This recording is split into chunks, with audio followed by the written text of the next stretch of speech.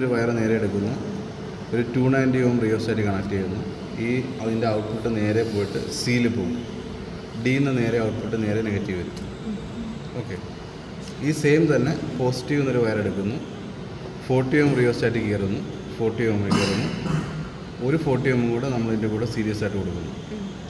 40 ഓം കൂടെ സീരിയസ് ആയിട്ട് കൊടുത്തതിന് ശേഷം ഈ 40 ഓമിൻ്റെ ഔട്ട്പുട്ട് നേരെ ഒരു അമ്മീറ്റർ കയറുന്നു. ഈ അമ്മീറ്ററിൻ്റെ ഔട്ട്പുട്ട് നേരെ വന്നിട്ട് ഒരു സ്വിച്ച് കയറുന്നു. ഈ സ്വിച്ചിൻ്റെ ഔട്ട്പുട്ട് നേരെ GA കയറുന്നു. എന്നിട്ട് GA ഇവിടുന്ന് HB എന്നുള്ള ഔട്ട്പുട്ട് നേരെ വീണ്ടും ഇവിടെ ഒരു സ്വിച്ചുണ്ട്, ഈ സ്വിച്ചിൻ്റെ അവിടെ വരുന്നു. ഈ സ്വിച്ചിൻ്റെ ഔട്ട്പുട്ട് നേരെ വന്ന് നെഗറ്റീവ് കയറുന്നു.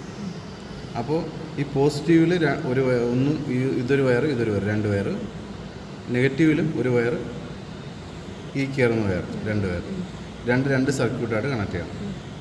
സംഭവം ഇത്രയേ ഉള്ളൂ, വേറെ ഒന്നുമില്ല. ഈ 290 ഓം നമ്മൾ മിനിമത്തിലായിരിക്കും വെക്കുന്നത്, ഈ 40 ഓം രണ്ടും മാക്സിമത്തിലായിരിക്കും വെക്കുന്നത്.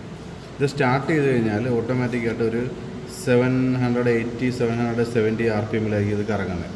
സ്റ്റാർട്ട് ചെയ്ത് പതുക്കെ റൊട്ടേഷൻ RPMs കൂടി ഒരു 770 RPM ഇത് കറങ്ങിക്കൊണ്ടിരിക്കും. ഇത് കറങ്ങിക്കഴിഞ്ഞാൽ ഇത് നമ്മൾ മാക്സിമത്തിൽ നിന്ന് കുറേശ്ശെ മിനിമം ആയിക്കൊണ്ടിരിക്കുക. ഇപ്പോൾ രണ്ടാമത്തെ റിയോസ്റ്റാറ്റ് ഏകദേശം 60% ആകുമ്പോഴത്തേനും നമുക്ക് 1000 RPM കിട്ടും. ഈ 1000 RPM കിട്ടിക്കഴിഞ്ഞാൽ നമ്മൾ അപ്പോഴുള്ള ഇതിന് അക്രോസ് GAക്ക് HBക്ക് അക്രോസ് ഒരു വോൾട്ട് മീറ്റർ കൊണ്ടുവരണം കേട്ടോ. ഓക്കെ, ഈ വോൾട്ട് മീറ്റർ എന്ന് പറഞ്ഞാൽ 0 to 300 വോൾട്ട് DC-യും ഇത് ഒരു 0 to 5 ആംപിയർ DC-യും മതി കേട്ടോ.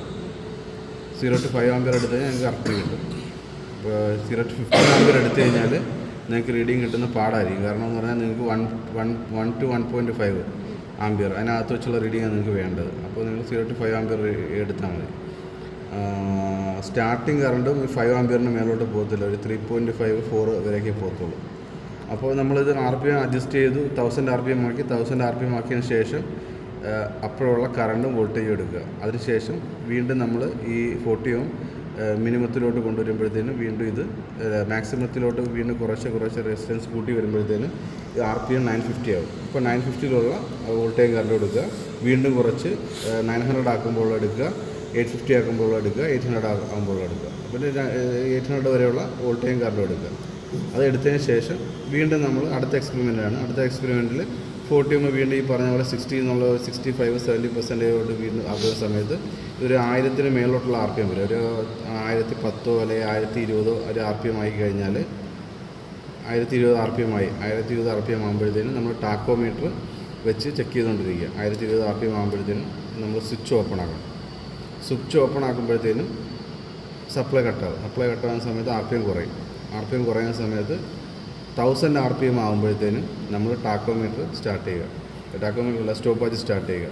950 ആകുമ്പോൾ ഫ്ലാഗ് അടിക്കുക, 900 ആകുമ്പോൾ ഫ്ലാഗ് അടിക്കുക, അങ്ങനെ 0 വരെ ഫ്ലാഗ് അടിക്കുക. അപ്പോൾ ആ ഒരു ഗ്യാപ്പ് കിട്ടും. ഇത്രയേ ഉള്ളൂ.